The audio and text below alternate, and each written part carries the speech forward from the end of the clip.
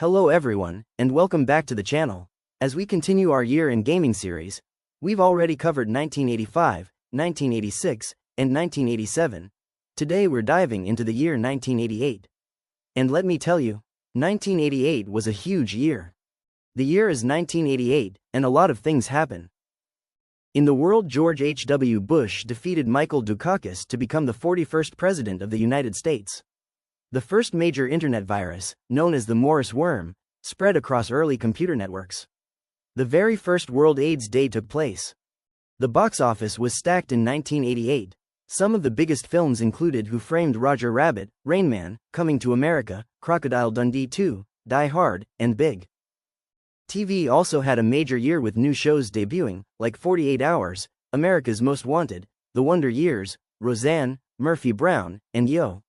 MTV Raps. Meanwhile, shows like The Facts of Life and Magnum, P.I. aired their final episodes. The music scene? Absolutely iconic. Songs dominating the charts included Man in the Mirror, Michael Jackson; Sweet Child O' Mine, Guns N' Roses; Never Gonna Give You Up, Rick Astley; Don't Worry, Be Happy, Bobby McFerrin; A Groovy Kind of Love, Phil Collins. If you were alive in 1988, you definitely heard these on the radio. In the world of sports, Doug Williams became the first African-American quarterback to both play in and win a Super Bowl, as the Washington Redskins defeated the Denver Broncos 41-10 in Super Bowl 22.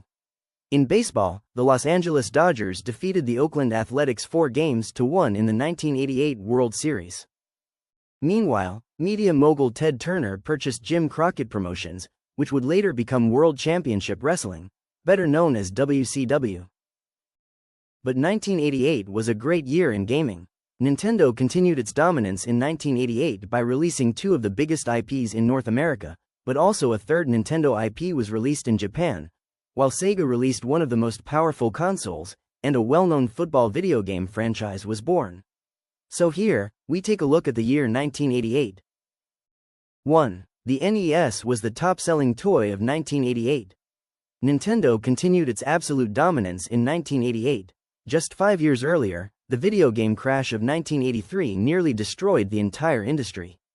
But by 1985, Nintendo stepped in and revived gaming in North America with the Nintendo Entertainment System, better known as the NES.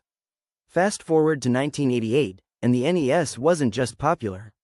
It was one of the top-selling toys of the entire year. In 1988 alone, the NES sold over 8.5 million units, showing just how unstoppable Nintendo had become. And Nintendo made things even more appealing by re-releasing the NES as the action set for just $99. For that price, you got the NES console, 2 controllers, the NES Zapper light gun, and a cartridge featuring Super Mario Bros. And Duck Hunt. That was an incredible value for families in 1988. Nintendo didn't just save the industry, they owned it. 2. Super Mario Bros. 2 was finally released. Well, sort of. One of the most anticipated sequels of 1988 was, of course, Super Mario Bros. 2. But here's the twist. This wasn't the original Super Mario Bros. 2 that gamers thought they were getting. Back in 1986, Nintendo released Super Mario Bros.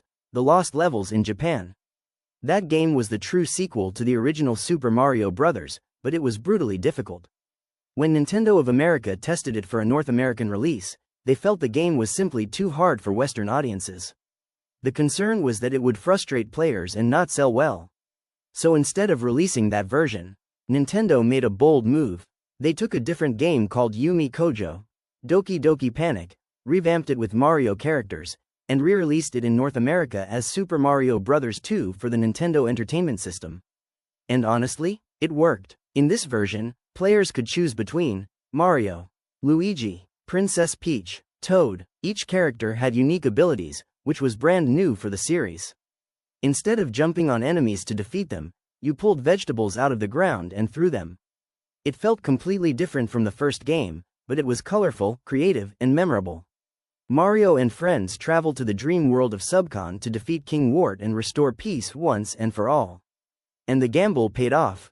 Super Mario Bros. 2 became the top-selling NES game of 1988 and one of the must-have presents for Christmas that year. Nintendo once again proved they knew exactly what they were doing. 3. Zelda 2 was released in North America and took a risk and divided fans. Another massive Nintendo sequel in 1988 was Zelda 2, The Adventure of Link. After the huge success of the original The Legend of Zelda, expectations were sky high. But instead of playing it safe, Nintendo did something completely different. Zelda 2 shifted from the top-down exploration style of the first game to a side-scrolling action RPG format. Towns were introduced, NPCs gave hints, Link gained experience points and leveled up his attack, magic, and life stats. It felt more like an RPG mixed with platforming. And it was hard, very hard. Between tough enemies like Iron Knuckles and confusing palaces, Zelda 2 became one of the most challenging games on the NES. Some fans loved its depth and difficulty. Others, not so much. But despite the mixed reactions, the game sold extremely well in 1988 and proved that Nintendo wasn't afraid to experiment with its biggest franchises. It may have divided fans at the time, but today, Zelda 2 is remembered as one of the boldest sequels in Nintendo history. 4. Super Mario Bros. 3 debuts in Japan.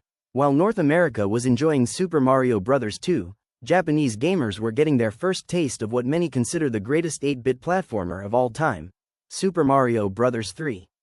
Released in Japan in 1988 for the Famicom, Super Mario Bros. 3 completely reinvented the Mario series. Some of its groundbreaking features included an overworld map. Players could see their progress and choose paths between levels. New power-ups, like the Super Leaf that gave Mario a raccoon tail and the ability to fly. Diverse worlds, from deserts to underwater kingdoms to sky castles. Creative enemies and bosses. Each world introduced new challenges that kept players on their toes. The game's combination of tight platforming, inventive level design, and imaginative power-ups made it an instant classic in Japan. Though North American fans had to wait until 1990 for the US release, the hype for Super Mario Bros. 3 was already building, and it would go on to become one of the best-selling and most influential NES games of all time. Nintendo wasn't just dominating the market in 1988, they were setting the stage for a whole new era of gaming. 5. Sega steps into the ring, the Genesis, Mega Drive. While Nintendo dominated North America, Sega was quietly preparing its counterattack. In 1988, Sega released the Sega Genesis in Japan, known as the Mega Drive.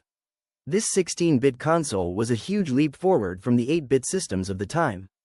With more processing power, better graphics, and richer sound, Sega promised a new kind of gaming experience, faster, flashier, and more arcade-like. The Genesis, Mega Drive also introduced a bold new marketing strategy. It wasn't just a kids' console. Like the NES, it was cool, edgy, and for older gamers. Early games like Altered Beast, Space Harrier 2 showcased the console's capabilities and hinted at the upcoming console wars with Nintendo. While it would take a few years for the Genesis to gain traction in North America, 1988 marked the beginning of Sega's rise as a serious competitor. Nintendo may have ruled 1988, but Sega had officially entered the battle, and the gaming world would never be the same. 6. Nintendo launches Nintendo Power. Before YouTube, before Twitch, before online walkthroughs, Nintendo had a different way to reach its fans. In 1988, Nintendo launched Nintendo Power, a paid subscription magazine all about Nintendo games. It was packed with game strategies and walkthroughs for hits like Super Mario Bros. 2 and The Legend of Zelda. Maps, tips, and secrets to help players conquer the toughest levels. News, previews, and interviews straight from Nintendo. But here's where it got really wild. Nintendo also offered a 900-number hotline called the Game Counselor. You could call and get personalized tips and guidance for your games. Imagine being a kid in 1988, dialing a number to help you beat a tricky level, and watching your parents' phone bill skyrocket. Lucky for me, there was a payphone near my house, so I could tape record the messages and use them whenever I needed. It was like having your own private Nintendo walkthrough, way before online guides existed. Nintendo Power wasn't just a magazine. It was a community, a lifeline, and a symbol of Nintendo's dominance in 1988. 7. Arcades come home. NES gets big ports. By 1988, the NES wasn't just about Nintendo's own games. Third-party support was booming, and some of the most famous arcade hits were finally coming home. Games like Contra, Bionic Commando, Double Dragon were all being ported to the NES. Sure, The graphics and sound were a bit different from the arcade versions, but it was still far better than burning quarters at the arcade. Finally, gamers could enjoy their favorite arcade action from the comfort of home. No lines, no quarters, just pure NES fun. This was another sign that by 1988, the NES had fully revolutionized home gaming, bringing the arcade experience into living rooms across the world. 8. John Madden Football changes the game. By 1988, the NFL was already a huge deal, with Doug Williams making history as the first African-American quarterback to win a Super Bowl and Joe Montana leading the 49ers to dominance. But in video games, there wasn't a realistic football experience, until Electronic Arts changed everything. In 1988, EA released John Madden Football for the PC. What made it revolutionary? Authentic 11-on-11 playbooks. For the first time, players could run real football plays.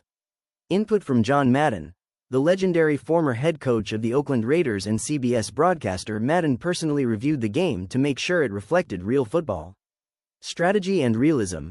It wasn't just a simple arcade game, it captured the complexity of football. This wasn't just a game, it was the start of a franchise that would redefine sports gaming. The Madden series would go on to become the top-selling football video game series of all time, changing how we play football and how we play games in general. 9. Ninja Gaiden brings ninjas to the arcade.